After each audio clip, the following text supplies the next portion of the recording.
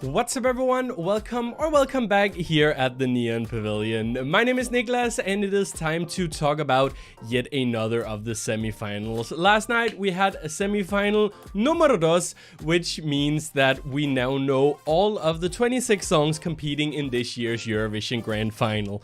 Isn't that just exciting? I just wanted to check if the audio is correct. It is. Awesome. I am still a little bit paranoid that I have audio issues because I had it on my first of these streams that I'm doing. But it's the third one that I'm doing now and I'm very excited because we are going to be talking about some great songs today as well. And we are of course also going to be talking about the running order. Who will benefit, who may not benefit so much, and finally, who do I think is going to win? Most of my predictions this week I feel like have not fit or have not been true or whatever. So take everything I say with a grain of salt, I suppose. But also, I do want to say I'm going to try to get through things a little bit quicker today than the past live streams, just because I do have a lot of things actually going on today. I am setting up planning for the Eurovision party that I'm doing for some Ukrainians tomorrow for the grand final. So I have a lot of stuff on my plate. We're gonna try to get through it a little quicker. And I say that, and I probably won't. I will probably still talk for half an hour, but I'll try at least. But should we just get started? I think let's actually just get started by talking about the songs that went through. I mean, we could talk a little bit about the production, but I feel like a lot of what I said on the show on Wednesday, that still applies. I still think it's a great production. I still think they are doing a lot. I think the interval acts are still very well produced. I love that we got to hear some more Ukrainian music this time, and I love that they actually told the story about how Carol of the Bells, the song that we all know and love, is actually originally a Ukrainian composition. And hearing the original version, seeing of course their participants from 2014 up on stage, and of course their junior Eurovision participant from last year being there as well. I think they are really doing a great job of getting all this Ukrainian culture in there. I think that's very, very nice. I kind of wish with all these songs and all these like iconic compositions that they wanted to show, I almost wish that they would have actually gone in and put little like text so you know who had composed it, what the songs were called, in case you wanted to look them up. But it's nitpicking because I do think it's actually very nice. And I think there are some people who may think that there are too many British elements in it this year, and I can see that, but I think it would also just not be alright to say, well, you can't have any British elements. And I think even if you listen to some of the interviews that some of the producers have done, it's very clear that the Ukrainian broadcast as well, they wanted to have British elements in there as well. They wanted them to be able to also host this and do the things that they wanted to do, because it's been so many years since the United Kingdom has won the Eurovision Song Contest. So for them to actually get in the chance to do something here, I think that's very nice, and I do think it fits well. Was I a huge fan of the drag queen performance? I wasn't. I think it was very polished, it was great, but it was just not my style, so I don't have a lot to say about it other than I think the production value of it, just as much as the Ukrainian interval acts, I think it's absolutely through the roof. But I do still think what I also talked about on Wednesday's video is that there's just a little bit too much of this like fan service or whatever you want to call it. Like, we had Scooch in there for whatever reason, and that's fine for British fans and hardcore Eurovision fans who remember their awful performance in 2007. Sorry. But like, it doesn't benefit the whole show as a whole. I feel like it doesn't really need to be there, and I don't really understand why they have to throw so many references in there. It does feel a little bit like that like ironic approach that the BBC has taken for many years, that a lot of us, I feel like, we're hoping was just over with now that they are taking the Eurovision more seriously and they want the public to take it more seriously. But I think these elements, maybe they are just too British and that's why I'm not loving them, but I am not loving them. Peppa Pig, however, love to have her on there. She's an absolute queen. I don't know why Peppa Pig was there doing the Congo line before the lines were open, but she's an icon, she's a queen. We love to see it. I should have pulled up the video of her performing. How long is that gonna take? We need to relive this moment together, because I feel like, you know, I knew there was something coming. And a lot of us did, because it had been mentioned on Twitter for the people going to the, what's it called? What is it called? The rehearsals, there we go. People going to the rehearsals already knew that this was a thing, but like, yeah, I don't know.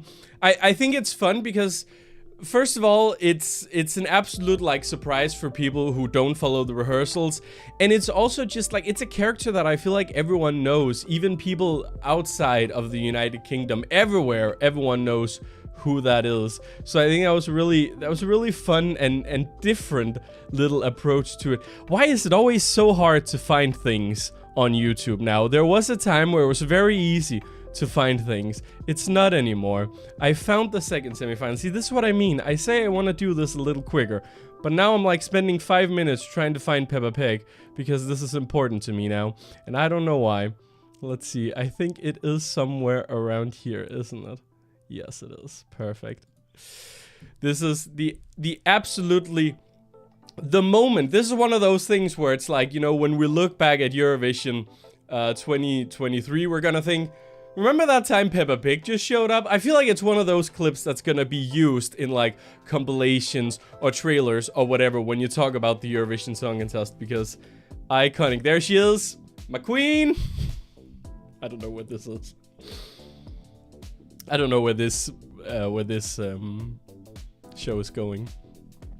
I do love that Julia seems so confused, and I do think it would have been a little fun. Okay, hear me out here, right? There are some, you know, huge figures of like, you know, Ukrainian kids culture. Imagine if they had actually had one of those on the stage together with, or not on the stage, but in the green room along with Peppa Pig. I don't know. I thought that would have been kind of fun. I'm rambling now. This doesn't mean anything to most of you. Anyway, these were the 10 songs that qualified for the grand final from semifinal 2. We have Albania, Cyprus, Estonia, Belgium, Austria, Lithuania, Poland, Australia, Armenia, and Slovenia. A couple surprises here, I feel like, and a couple non-qualifiers that we didn't really expect. I'm gonna get back into Denmark in a second because I do have a lot to say about that, as you can probably imagine. I think my biggest surprise of the night, looking at this bunch, I think that's definitely Cyprus. I didn't expect that one to go through. I feel like the vocals weren't there, and the song isn't like 100% memorable. Not to say that it's a bad song, but I don't think it stands out very much in a competitive competition. I don't know how it's going to do, and maybe there are people who are absolutely loving it, and maybe it'll do way better than I expect, but I didn't have Cyprus down as one of the qualifiers this year. I didn't have Albania down as a qualifier either, but I rarely do. I feel like Albania is really good at sending this same kind of song that's definitely not something that I enjoy listening to. And I think maybe that's my personal opinion coming in there more so than actually trying to do an objective opinion. I don't know, I just feel like it's I don't know how to say it. But I rarely have Albania down as a sheer qualifier, and they seem to always do it, so that is what it is, I guess. Poland, I know a lot of people didn't expect to actually go through. I always had a feeling that it did have a chance, because it is a very... It's that kind of song that usually always does well, or at least in the past couple of years has done super well at the Eurovision Song Contest. I think that the fans, rightly so, have called out TVP for what they had been doing, and of course that has soured the whole experience, and a lot of people look at it differently. They look at the singer, the performance, the song differently because of all these scandals going on, and I get that. I 100% get that, but we have to remember that there's also a part of the Eurovision community, part of people who are voting that don't know any about these controversials. They don't know anything about what went on in the Polish national final. Some commentators may have mentioned it. I know the Swedish commentator did. They didn't in Denmark. So the Danish viewers, if you aren't a, hardcore fan, you wouldn't know that. You would just see this as a fun radio-friendly summer bob. And I do think some people voted for it because that's their style, that's what they enjoy, and that managed to get it through there. How well the song will do in the final, I have no idea, but I do think it could do a lot better than what people expect. Were there any other ones that were really surprising? I think Armenia was a surprise for some. I'm gonna get back to that in a second as well. That was a surprise for some. I'm really happy to see it go through, because I talked about it in my video with the rehearsals as well, that I think that Armenia was a super underrated song this year. Like I said, the song really grew on me, and I think the performance was really beautiful, and I'm very happy that we have that in the final lineup as well. It's nice to have some ballads as well, you know? Upbeat, fun songs just tend to do better with a televote only. We saw that back when Eurovision was mainly televote, but if you have a good enough ballad, you can still get through. And Armenia and Estonia both showed that, because I think they are both very well-crafted ballads who can do very well. Estonia is definitely going to be a heavy hitter with the juries, I can imagine, especially now that some of the other that could be heavy hitters with juries aren't necessarily in the final this year. It'll be very interesting to see how those points are going to be handed out. But I think Estonia is definitely one of those who could be up there, and maybe even Armenia, because I do think she sounds nice. Of course, some of the non-qualifiers we have to talk about as well. Georgia was a huge fan favorite, and a lot of people expected that to sail through and be the first time in a while that Georgia would have qualified for the grand final. That wasn't the case, unfortunately. And I do think that Iro, she is a fantastic singer. I think she is lovely. I think she is great. Candy Music wasn't necessarily one of my favorite Junior Eurovision winners. In fact, it's quite a while down there. But that doesn't matter, because I think she is great. I just think she was handed a song that wasn't it.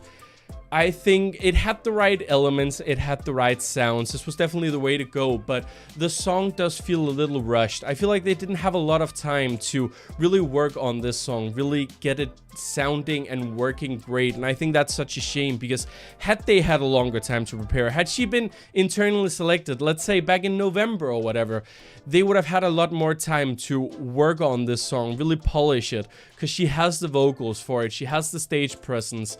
I love that they, you know, went with this style that's been very successful for them in the Junior Eurovision, and I hope this doesn't steer them away from trying it again in Eurovision, maybe even next year, because I think this is definitely the way to go. This is what Georgia does best. This is a very professional and very great composer who's done this song, who does the stuff for Junior Eurovision that tends to do very well, that's very liked by the fandom.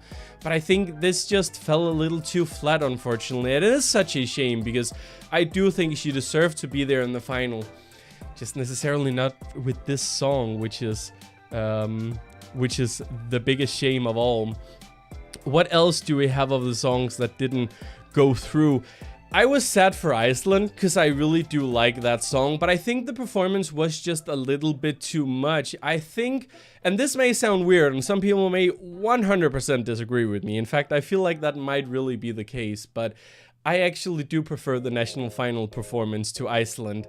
I felt like it was a little bit more raw, and I feel like it was a little bit more focused on her vocals. Yes, she was still jumping around and doing all this, but there was a little bit too much in this, I feel like, and like laying down and getting up and laying down, and okay, now she's on a spinning platform. It was all a little bit too chaotic, and I can understand why televoters might not actually pick up the phone for a song like this, because it felt a little too much. You sit back with the feeling of what was that? What was that? I don't really get it. Whereas as something like Austria, which is also very much out there, like that was way more stripped down. A little bit too stripped down. They could have done a lot more, I feel like. Done some more fun elements in there. But it's, you know, that has the helping of being a song that can get the crowd going. You can't really do that with Power. So I think that was just very sad for that. But I want to mention a few performances from last night that I feel like definitely stood out. And I do want to start out by giving a shout out to my boy Riley here from Denmark. I still think this was a great performance. Vocally, maybe it wasn't 100% there, and I can understand people saying that. But I was still one of the people who really truly believed that this song was going to make it through. You know, at some extent, I may have actually become a little cocky at some points and being like, yeah, just wait and see, we'll qualify, it's modern. The non-Eurovision fans will get it. We don't know if this placed 11th or 15th, right? But I am disappointed, and I'm way more disappointed than I really thought I was going to be, because I'm usually not like that big of like a nationalistic, patriotic person. I'm really not. I like a Danish entry when it's good, but like last year where I felt like we sent something that didn't represent the Danish music industry and that didn't really feel authentic. Like, I'm not ashamed to say that, and I wasn't sad or annoyed or whatever when we didn't qualify last year, because I expected it. This non-qualification hit me a lot harder than I really thought it was going to, because I thought this song would go through. I really thought we could go through and get that top 15 in the semifinals. That was like, not in the semifinals, in the finals that I predicted. Because I thought we had something here that felt very modern and that felt very true to his style. And I don't know what went wrong here. Was it the vocals? Potentially. I can see why he seemed a little bit too nervous, and maybe that just pulled people off. Performing first is always difficult, and maybe this wasn't the right song for performing first. Maybe it just got a little lost with some of the other songs coming after it. Or maybe this was just not in Europe's taste. Maybe this is more of a American sound or a Korean K-pop-y styled sound. Maybe there are just other territories where this kind of music will do better. I don't know what it is, but I still think we really did send an entry this year that we could be proud of. And it makes me sad that so many Danish fans aren't proud of this entry. You know, are putting this up and saying this is another example of DR not knowing what's going on in the music industry, because I absolutely think that's bullshit. I think this song is 100% a representation of what's going on in the music industry. It's modern, it's current, it's great, it's a performer who has a following behind him already. So I think this is the right approach. I think this is absolutely what we need to do to qualify. It didn't work this year, but I don't think we should just look at this and be like, well, we tried someone who was a little more established, that didn't work, so I guess we're just bound to fail. No, that's not it. This song failing isn't the same reason why something like last year's song failed, or something why Fyr Flamme failed, which had they had the system we have this year, televoting only, Fyr Flamme would have been in the final, and maybe we would be talking about things differently. I do feel like we've tried out different things. Some things work, some things don't, but to put all these, which I think the Danish media is currently doing, putting all these in the same pot and saying, you know, this is just proof that DR doesn't know what they're doing, because that's true. DR doesn't know what they're doing. But I think what Fyr Flamme did, and what RØDE did as well, was that they showed that, you know, artists who have a real artistic vision and who can do well on the radio can actually take part in Dansk Melodi Grand Prix. And the sad thing is that now that none of them qualified, it means that it's going to be even harder to get actually established artists on board for Dansk Melodi Grand Prix next year. And we might get another edition where we feel like it's just not that exciting to watch. And it is such a shame. I don't know what has to be done, but something has to be done so Denmark can get their like Anouk moment or whatever, and we can get back into. I know it's only been 3 years where we haven't qualified, and I say 3 years. Some people say 4 because we count 2020. Yes, would have absolutely gone through to the final, no doubt about that. I feel like, but my prediction's always bad, as I always say. So whatever, take that with a grain of salt. But yeah, I don't know, man. I don't know what has to be done, but I do hope that, you know, it can be turned around at some point. I guess that's all I wanted to say. I have 2 performances that I want to talk about as like my other standout performances, the ones that qualified that I really enjoyed. And I think one of them is actually Australia, which I didn't expect to be sitting here and saying, because I'm not a huge fan of metal. I'm not a huge fan of this kind of rocky style. So I didn't expect this to be among one of my favorite qualifiers. I'm still not in on the song, but I think the performance was absolutely perfect. They put so much effort into this. I feel like it was such a clear vision. I love the lights. I love it. I do like, you know, because I've talked so much about artists being swallowed up on a big stage.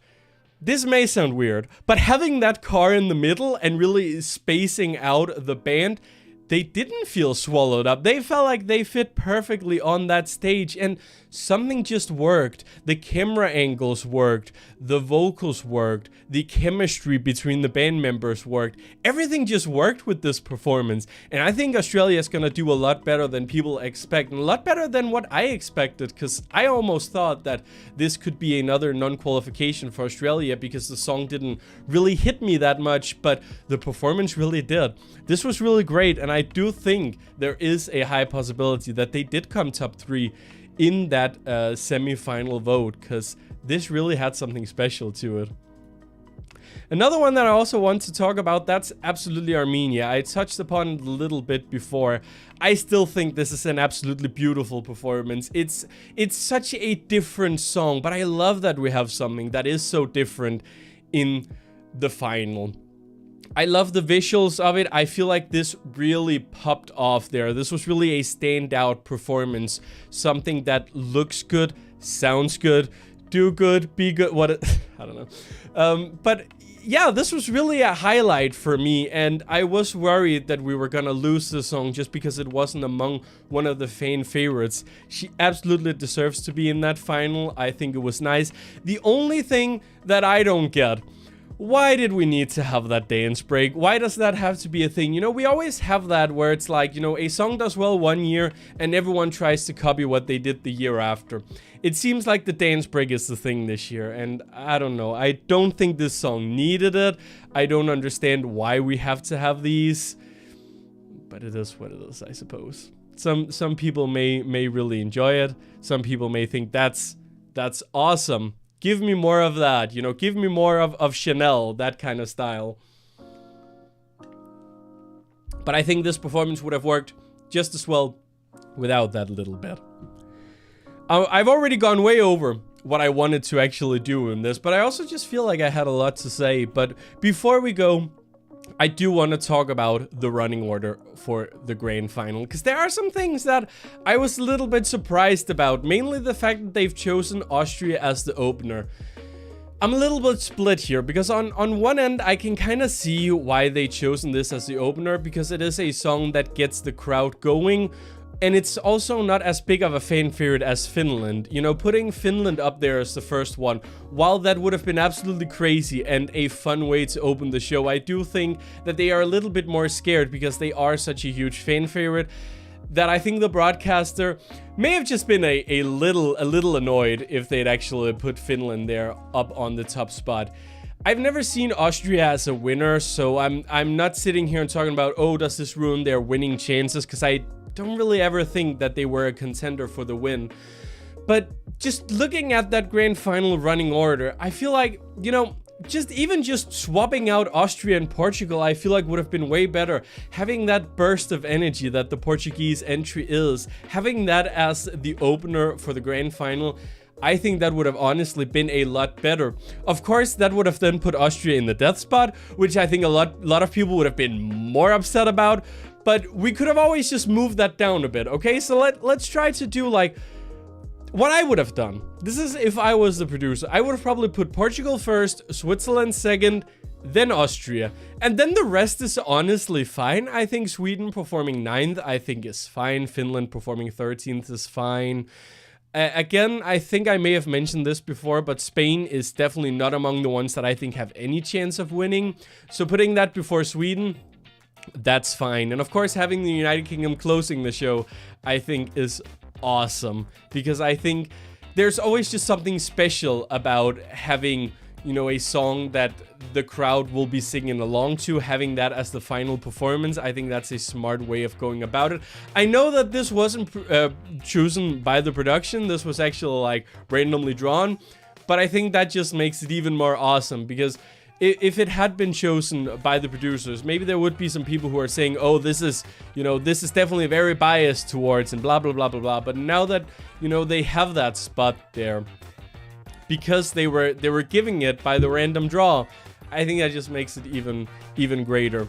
And having Croatia just before that, you know, having Croatia as one of the show closers, I think that's also fun. You know, you have to have something that can, you know, keep people on their toes. You know, people have seen it on social media maybe, and they are waiting to actually see the Croatian performance in full, and they have to wait until the end, so they have to watch all the performances.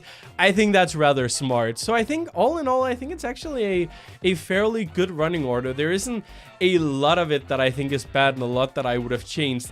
The only thing I feel like would have been that I would have gone Portugal, Switzerland, Austria, and then the rest.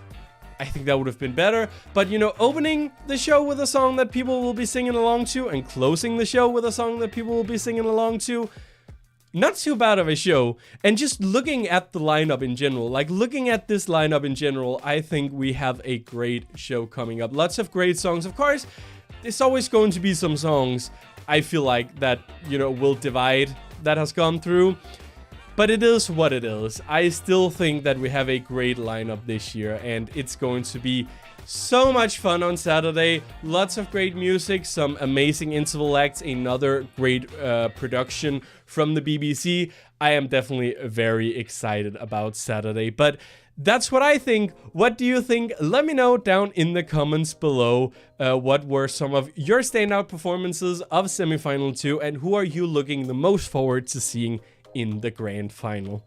Thank you so much for watching this little semifinal 2 reaction. I do hope you enjoyed it. If you did, remember to leave a like and subscribe down below for more Neon Pavilion content. I will be back on Sunday evening talking about the grand final, talking about the winners, the losers, the production, and why this may possibly be, you know, one of the best Eurovisions that we've had in many years. The semifinals have already very much proven that this is a great year. Will the grand final be just as good? Only time will tell. But thank you so much for watching this little reaction today, and I'll hopefully see you guys very soon. I'll see you, hopefully at least, on Sunday.